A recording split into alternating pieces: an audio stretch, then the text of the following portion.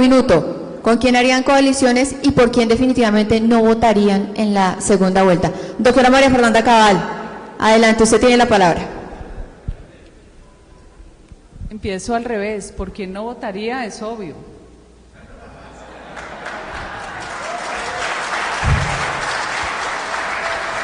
No se ha oído, Pues María Fernanda. No hay que adivinar, no, ese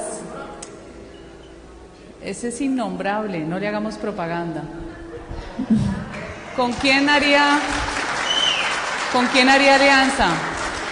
Bueno, acuérdense que nosotros estamos en las precandidaturas para tener un solo candidato del Centro Democrático. Entonces, no podría decir si yo ganara, ¿con quién haría alianzas? Bueno, es que hay muchos atractivos. Me gustaría hacer alianza, no solo una. Si yo ganara, me gustaría Enrique Peñalosa, me gustaría Rodolfo Hernández, no sé, como curioso. Hablar un poquito de economía. Para todos los candidatos, pero María Fernanda, prepárate para tener el uso de la palabra. En FENALCO estamos construyendo una agenda que le hemos llamado Agenda por Colombia sobre unos principios y lineamientos de lo que los comerciantes quisieran del país. Hemos hecho una gran investigación, encuesta de las bases, más de 600 respuestas en este momento, un ejercicio práctico de todos los directivos de las juntas de todas las regiones del país. Tengamos en cuenta que FENALCO es una expresión de Colombia con presencia en más de 28 ciudades de Colombia, sectores, empresarios de todos los sectores, de todos los tamaños, y ahí salió que la prioridad es que el modelo de desarrollo social y económico que debe seguir Colombia, por supuesto, dentro de los valores democráticos, es con un protagonismo muy importante de la empresa privada. Que haya conciencia de que la empresa privada es el motor de desarrollo, de la generación de riqueza, de la distribución de esa riqueza, de la generación de empleo, de lucha contra la pobreza, de la generación de impuestos para establecer políticas públicas, económicas y sociales en un gobierno. Pero hay una gran preocupación, y es que decíamos esta mañana que son vientos en contra de los empresarios, de la iniciativa privada. Vientos en contra por propuestas demagogas y populistas, como las que hemos conocido, donde al empresario se le quiere hacer ver más como un enemigo que como un amigo y como alguien que es capaz de generar alianzas sociales.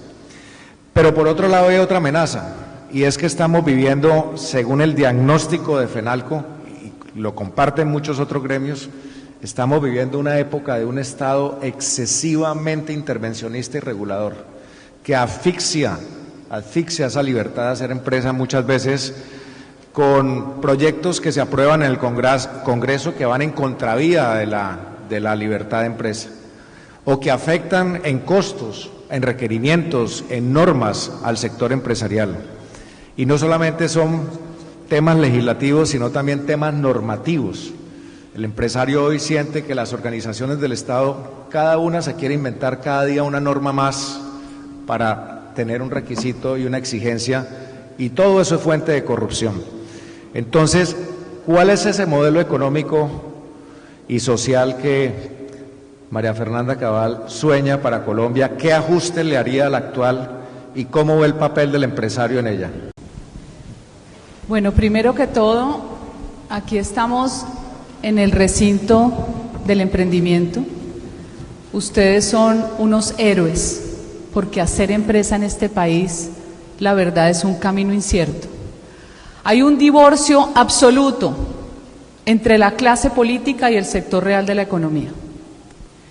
Yo he tenido la experiencia como empresaria de tener que trasegar por un laberinto gigantesco, indescifrable, de regulaciones, de normatividades, absolutamente discorde con la realidad. Empiécense ustedes a preguntar si este país se merece esa clase política. Una clase política que hace las leyes en el Congreso, pero además que no tienen idea de lo que es emprender. ¿Cuántos congresistas han sido empresarios? ¿Cuántos han pagado una nómina en su vida? Pero esa clase política que hace las leyes que después se convierten en decretos y en reglamentos, son los que se encargan de imposibilitar que el ciudadano, el individuo, sea libre. Por eso tenemos que defender los derechos económicos de nuestra Constitución, que son la propiedad privada y la libertad de empresa. Convénzanse que si de algo estamos seguros, es que la civilización se afinca sobre la construcción del elemento propiedad privada, porque hay algo que salvaguardar, hay algo de lo que yo me tengo que responsabilizar. Y el pilar fundamental es la seguridad. Si yo no tuviera seguridad material y jurídica, no tengo absolutamente nada. El hacer empresa es parte del espíritu individual de cada uno y es lo que no entiende la clase política. Y lo que no entienden los populistas que ofrecen doctrinas colectivistas que lo único que traen a la humanidad es miseria y muerte. Porque el espíritu del individuo es el espíritu de Dios, que es libre, que es el que innova, el que crea, el que se motiva todos los días a trabajar porque siente que su vida es mejor, porque genera su propia riqueza. Pero nosotros tenemos un problema, que si bien queremos defender la propiedad privada y la libertad de empresa, tenemos un modelo capitalista donde no se accede al capital. Y resulta que la dignidad humana está relacionada con el capital. Si yo quiero valerme por mí mismo, ser libre, no depender de otros y no depender de un político, yo tengo que tener derecho a acceder al capital. Y este es un país que hoy excluye 5 millones de personas que están en el gota a gota. Es un país donde sus rentas están atrapadas, cartelizadas. Detrás de cada norma y de cada reglamento, atrás hay un interés, hay alguien que se está beneficiando, que no deja que este país crezca. Tenemos todas las condiciones, porque el mejor capital de Colombia es el capital humano, pero no se puede crecer sin crédito. Y si usted le exige a la pequeña empresa, que es la que genera el 80%, 85% del empleo, las mismas, si usted le exige lo mismo que le exige a la gran empresa, ¿cómo va usted a sortear esa cantidad de obstáculos? Es prácticamente inaccesible. Si no se reduce el tamaño del Estado, que eso sería una reforma estructural, para poder convertir en esa carga tributaria gigantesca, porque Colombia es uno de los países con una tasa de tributación enorme, 71%, más que los de América Latina y el Caribe, más que los países ricos de la OCDE. Y eso pesa sobre los hombros del sector real de la economía, de ustedes. Y ustedes son los que le sostienen la burocracia gigante a los políticos, que vuelven y les generan regulaciones donde atrás hay intereses para que no se genere riqueza, para que el pobre siga viviendo de un subsidio que no lo va a sacar de la pobreza. Los subsidios estructurales son importantes, los subsidios coyunturales de la pandemia sí, pero ¿por qué no cambiamos un trabajo por un subsidio o un crédito por un subsidio?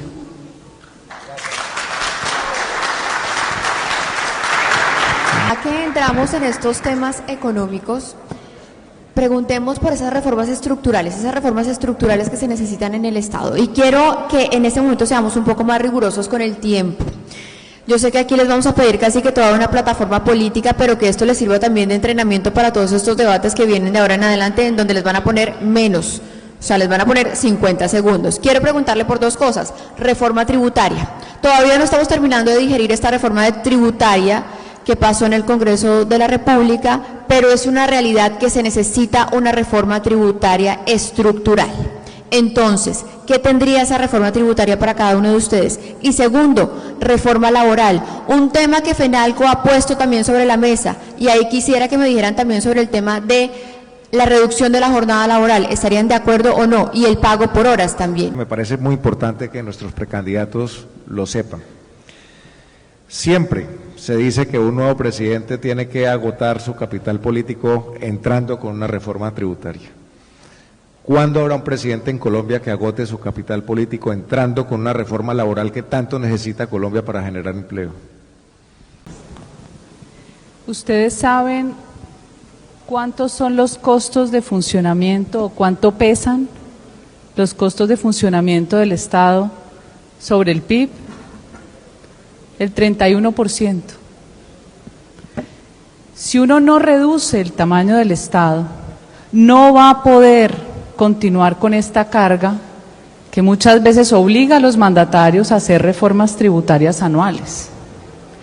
Cuando uno tiene 18 ministerios, 12 altas consejerías, 10 departamentos administrativos, 6 consejos superiores de administración, 160 entidades adscritas o vinculadas, más los organismos de control, más la rama judicial, más la rama legislativa, más las embajadas, más las notarías. ¿Cómo pretendemos nosotros que todo esto recaiga en el sector real de la economía? Es insostenible. Yo sí creo en que se tiene que hacer una reforma tributaria que yo denomino virtuosa, porque tiene que respetar los principios fundamentales, como es el principio de la capacidad contributiva. Usted no le pueden cobrar lo que usted no se ha ganado. Este es un país irresponsable que abusa de sus ciudadanos. ¿Qué tal la renta presuntiva? ¿Qué tal cuando a usted le toca pagar como renovar la matrícula mercantil cuando está quebrado? ¿Qué tal la insolidaridad en época de pandemia que no le ayudaron a nadie? Reduciendo todos los costos que son permanentes como si estuviéramos en épocas normales. Yo sí creo que hay que reducir el tamaño y esta carga que genera un Estado burocrático ineficiente que solo le sirve a los políticos. No me voy a demorar mucho. Y sí se debe hacer una reforma, y creo, porque a mí me gusta copiarme las buenas ideas, creo en lo que se denomina el tax flat o el impuesto plano. Creo que se debe reducir el impuesto de renta de 35 a 27. Creo que se debe generar una exención sobre quien gane un mínimo de 5 salarios mínimos legales vigentes, no se le debe cobrar. Creo que de esta forma usted descarga. Este es un país que se raja en todos los estudios de índice de libertad económica, en el que hace el Fraser, el Heritage, en el que hace el Doing Business. La carga que tenemos nosotros, cuando usted, la tasa de tributación total es del 71.2 y esta reforma le subió 2 puntos, esta última. O sea que si yo me gano 100 pesos, 71 son para el socio obligado que es el Estado. Yo digo que es suficiente con la sociedad conyugal para que me adicione el matrimonio, el matrimonio del Estado. El matrimonio del Estado, que es insoportable. Si yo estas cifras las entiendo y las leo, ¿quién va a incentivar la inversión nacional o extranjera cuando de entrada te están quitando este dinero? 2 puntos más con esta nueva reforma. Si uno entendiera que si redujera estos impuestos, lo que hace es ser más justo, más homogéneo, y en cambio lo que logra es ampliar la base. Entre más simples las cosas, más fáciles y no esta dispersión odiosa. Está demostrado. ¿Sabe qué países me encantan a mí? Los países de la Europa del Este que vivieron la tragedia del comunismo y hoy son los campeones en libertad económica sin miedo, reduciendo el Estado y dándole el privilegio a la creatividad individual, obviamente al acceso al crédito, que aquí es muy limitado, y aplicando todas las leyes que protegen la libertad económica. Sentido común. Reforma al Estado, a la administración pública, de la mano de reforma tributaria virtuosa. Esa es mi propuesta. Bueno, María Fernanda, ¿reforma laboral sí o reforma laboral no? La reforma laboral debe ir de la mano de la necesidad hoy de flexibilizar todos los condicionamientos que pues vienen con unas conquistas laborales valiosas, pero que hoy hacen imposible la formalización. Imposible que incluso las MIPYMES puedan, la misma familia, poder formalizarse. Debe haber flexibilidad laboral, debe haber trabajo por horas, no solo para los estudiantes, para el que lo necesite. Debe haber los ciclos de empleabilidad. Hay trabajos que solo son estacionales, se deben crear unos ciclos para empatar estaciones y poder tener empleo durante el año. Y si no se hace, vamos a seguir en la informalidad. Gracias. Bueno, muchas gracias, doctora María Fernanda. Marisa, tiene la palabra. Bueno, quiero pedirle a los candidatos que seamos más rigurosos con el tiempo y yo voy a hacer ese trabajo sucio y ese trabajo harto de recordarles cuando se les acabe el tiempo, porque eso nos va a permitir también poder abarcar más temas. ¿Qué tal si hacemos una ronda también rápida de un sí y no de preguntas económicas y que le interesan a la gente? Arranquemos con esta. Estamos en momentos de pandemia. Muchos dicen que la pandemia llegó para quedarse. ¿Declararían o no una nueva cuarentena en un nuevo pico, en caso de que les tocara a ustedes en su administración? Doctora María Fernanda Cabal, ¿sí o no? En el micrófono. ¿Listo o no? ¿Vacuna obligatoria, sí o no? Sí. Claro que sí. Sí. Todo lo que sea necesario para proteger a la gente, sí. No.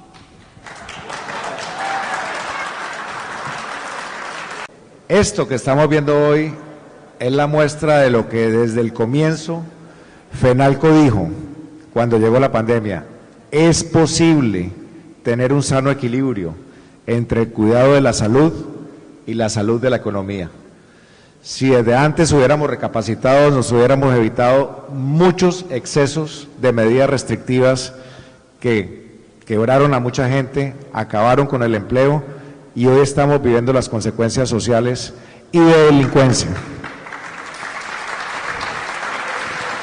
Y si me permite, Marisa, en nuestro análisis colectivo de FENALCO, 3 principales preocupaciones de los comerciantes: inseguridad, corrupción y desempleo. ¿Qué vamos a hacer con este problema?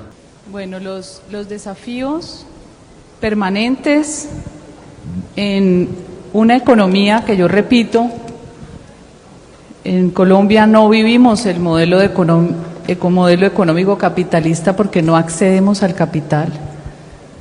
Es un país atrapado, un país fragmentado, cartelizado.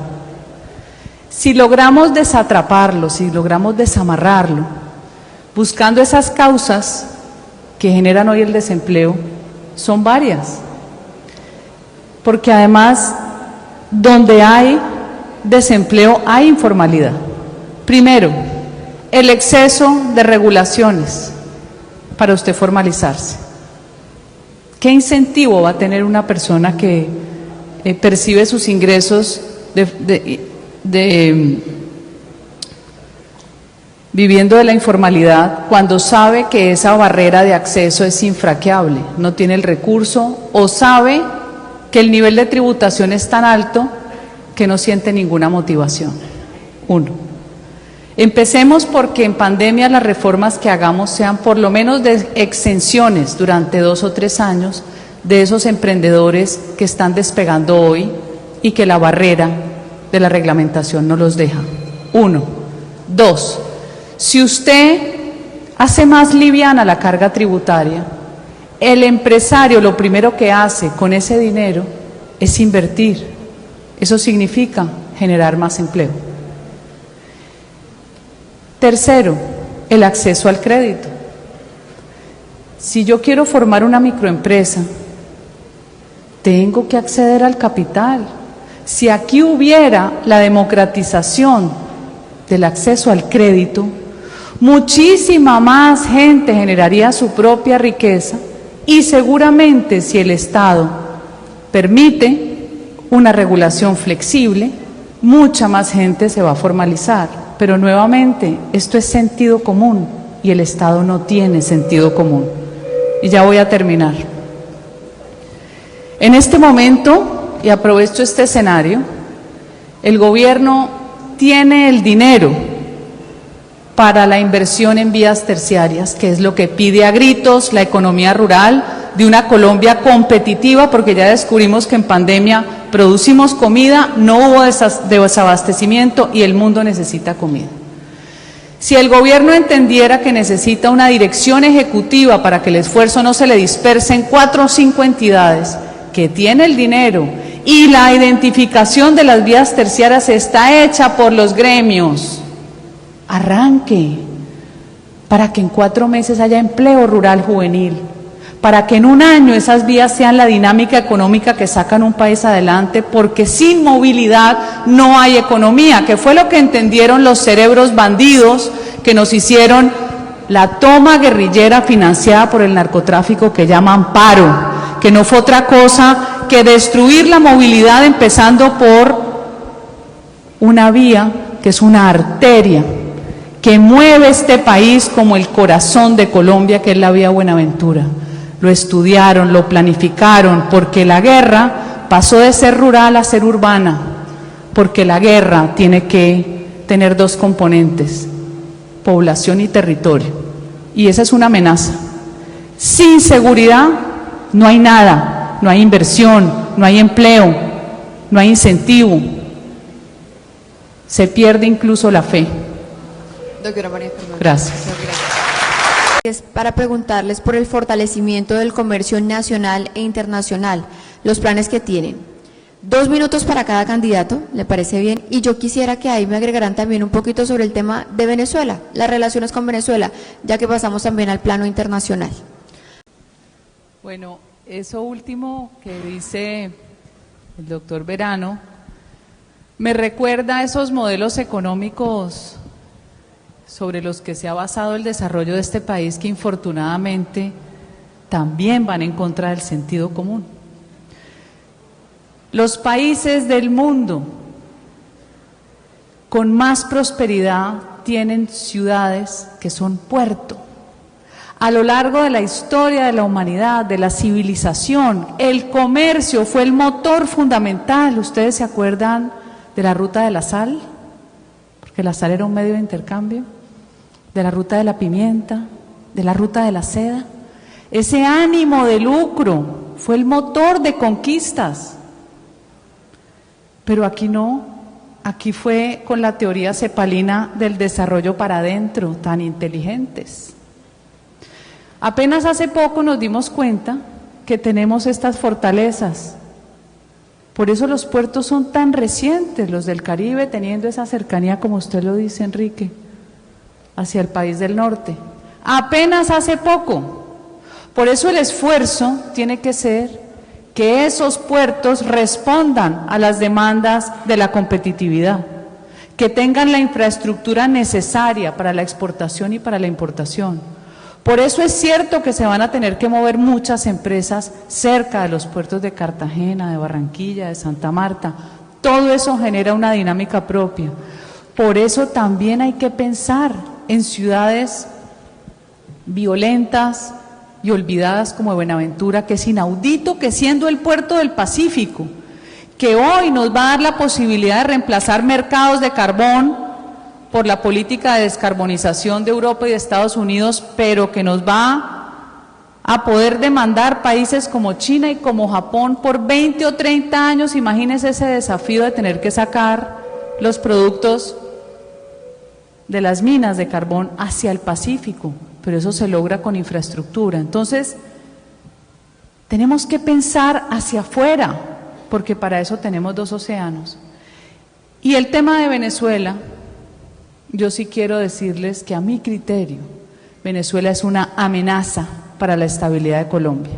Venezuela no es una nación, Venezuela se diluyó. Venezuela es una cueva de piratas gobernada por delincuentes, por el cartel de los soles, por las FARC, el ELN, Hezbollah, los chinos, pero la mafia china y la mafia rusa. Tienen toda la frontera llena de antenas para hacer los sobrevuelos de aviones no tripulados, por eso a cada rato pasan para acá. La intención desde hace 80 años del comunismo, que sí existe y está vivo, es destruir a Colombia por su ubicación geoestratégica. Eso no es ningún cuento. Y tristemente, yo no veo la transición de Venezuela con una oposición que terminó estando vendida a los chavistas. Lejos están de poder recuperar su país. Ojalá lo hicieran. No creo que sea por las vías pacíficas y no creo que haya hoy nadie en el mundo que se atreva a hacer una intervención militar. Tenemos que pensar que sí hay una economía de frontera, sí. Entiendo que la frontera está abierta, no está cerrada. Y ellos tienen una dinámica propia donde siempre hay una simbiosis entre legalidad e ilegalidad, que es un reto, claro que es un reto para la seguridad nacional, pero usted no puede obstaculizar y obstruir un intercambio donde la familia es venezolana y colombiana. ¿Cómo no dejas pasar si cuando cerraron la primera vez o cuando echó Maduro a los colombianos, que les tumbó la casa, que se las marcaba como si fuera nazi, todos tenían doble nacionalidad, o su papá era venezolano y su mamá colombiana? ¿Cómo manejas eso? Eso es desafiante. Pero primero debe estar la seguridad nacional, la seguridad de los colombianos. Gracias. Muchas gracias, doctora María Fernanda.